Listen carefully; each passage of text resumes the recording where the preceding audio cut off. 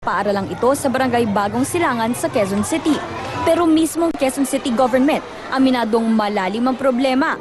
Nasa ibabaw kasi ng West Valley Fault Line ang Bagong Silangan Elementary at High School.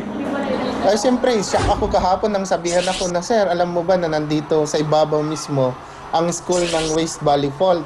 Sabi ko, wala kaming information kasi na ganun eh. Nakita na raw ang problema sa lumang building ng eskwela na parang lumulubog na raw ang ilang bahagi ng sahig. Pero yun na nga ang lagay. Nagpagawa pa ng bagong building ang mismong QC government. Ang isa pang tanong, bakit hindi raw nakita ng mismong QC na apektado ng fault line ng mga eskwela? Nagkaroon ng series of testing ng lupa. So na-project sana nila na nasa ibabaw tayo ng ganito. If they intend to relocate the school to another venue, another space, hindi na lang sana tinuloy yung bago.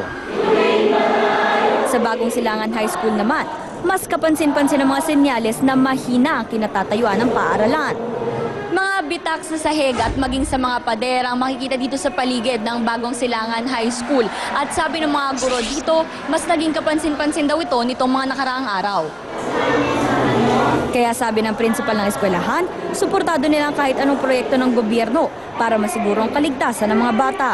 Hindi lang naman kasi ang mga mag-aaral at saka ang mga guro ang malalagay sa panganib, kundi ang buong barangay. Hindi na raw ipapasara ng QC ang dalawang paaralan dahil patapos na ang school year. Pero maghahanap raw sila ng maaaring paglipatan sa mga ito. Mag-identify kami ng lugar within Bagong Silangan kung saan namin pwedeng i-relocate yung dalawang schools na yon. Magpapatayo kami ng bagong building doon. Dapat lahat ng mga schools na yon, meron din silang kanya-kanyang disaster preparedness plan. Humingi na ang Quezon City Government ng report mula sa PHIVOLCS para matukoy kung may iba bang mga paaralan sa lungsod na tinutumbok ng West Valley Fault. Trish Roque, News 5. Nitong mga nakalipas na araw, kaliwat ka ng mga lindol sa iba't ibang bahagi ng mundo, pati na rin sa atin dito. Hinala tuloy ng marami may koneksyon ng mga lindol sa sinasabing supermoon o ang paglapit ng buwan sa mundo na isang scientific phenomenon na minsan lang daw mangyari. Ikwento mo, Benji Durango. Matapos ang halos 19 na taon, muli na namang masasaksihan ng perigee o ang pagtungtong ng buwan sa bahagi ng kanyang orbit na pinakamalapit sa mundo. Tinawag ito ng ilan na supermoon. Ang dahilan, literal na magiging mas malaki ang buwan sa ating paningin. Mangyayari raw ito sa ganap na ika-2 ng madaling araw sa 20 ng Marso, linggo dito sa Pilipinas. Bukod sa magiging super laki ng buwan at malapit sa mundo, posible ring tumaas ang level ng tubig sa karagatan dahil sa tinatawag na gravitational pull ng buwan at mundo. Banta ng ilan, maaari ito magdulot ng malalakas na lindol at bagyo, pero paglilinaw ng Pag-asa, hindi ito magdudulot ng anumang disgrasya. Kasi yung force naman na yung sa distance na inilapit lang niya, ay hindi naman talaga napakalaki, maliit din lang. So, maliit din lang. So, kaya konti din lang angat ng tides natin. Di rin daw dapat mabahala ang mga tao dahil taliwas sa mga kumakalat sa internet, walang koneksyon ng paglapit ng buwan sa mga kalabinad na nararanasan. Wala rin daw itong kakayahan para magdulot ng anumang trahedya. Itong tinatawag nilang supermoon na kinakabit nila dun sa mga natural disaster, ay hindi po ito totoo. Taong 1974 nang huli itong mangyari at wala namang nangyaring sakuna na dulot nito. Kaya sabi ng Pag-asa, imbis na katakutan, i-enjoy na lang ito dahil tsak na matagal uli ito bago maulit. Benji Durango, News 5.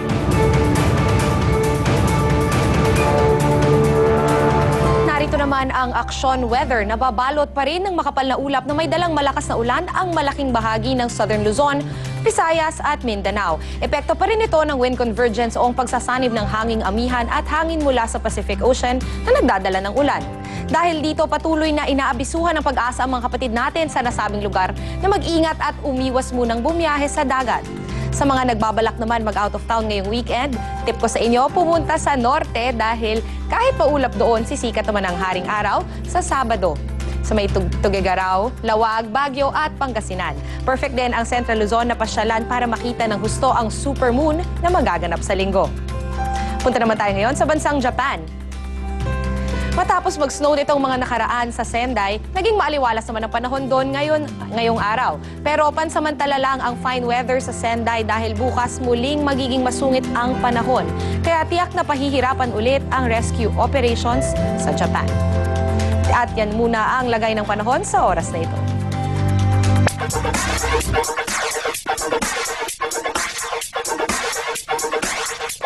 Showbiz action ulit tayo. Humakot ng parangal sa Gawad Tanglaw Awards ang ating kapatid na si Susan Roses pati ilang shows ng TV5. Jeff Fernando, i-correct mo. Wagi ang inyong kapatid network sa ikasyam na Gawad Tanglaw Awards na ginanap sa St. Dominic College of Asia sa Bacoor, Cavite. Mga educator mula sa iba't ibang universidad ang bumubuo sa Gawad Tanglaw na siyang kumikilala sa pinakamahusay sa pelikula, telebisyon at publishing. Nanalo ang talentadong Pinoy bilang Best Talent Show at Best Comedy Show ang Loco Moco U.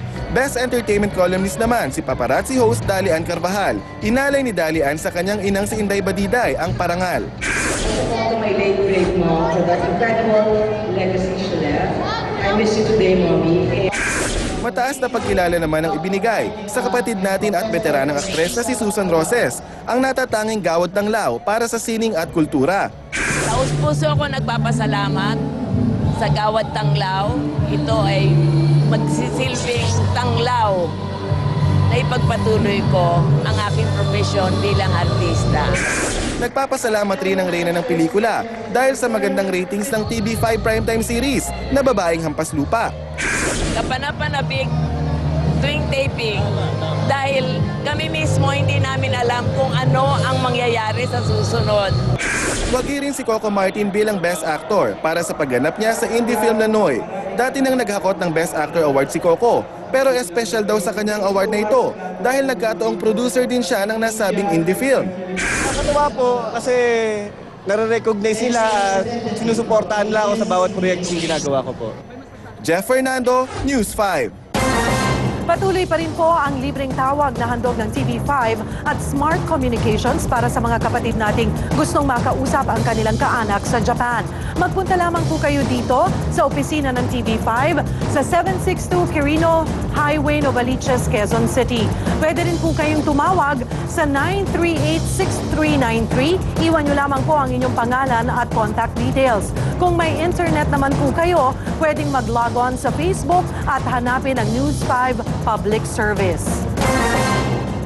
At huwag niyo pong kakaligtaan, bukas ang Alagang Kapatid. Alas 6 po yan ng umaga, itong dalagang may osteochondroma o may benign o non-cancerous tumor na malaki sa kanyang pisngi. Kung paano po namin nabago ang kanyang buhay. And of course, Sunday, Alagang Kapatid pa rin, alas 7 naman po ng umaga yan. Of course, bukas ng gabi po, Tutok Tulfo, 10:30 po yan. And before that, ay pwede niyo pong panoorin yung Super Moon. Yes! 20th. On the 20th. Napakalaki nitong buwan bukas. After that, pag wala na yung buwan, ay pwede na kayo manood ng Tutok Tulfo. At yan ang isang oras sa mga aksyong balita. Mga balitang pundasyon ng matalinong opinyon at konkretong solusyon. Dahil higit sa balita, aksyon. Susunod na po sa Action TV ang andar ng mga balita at dito sa TV5, Willing Wilina.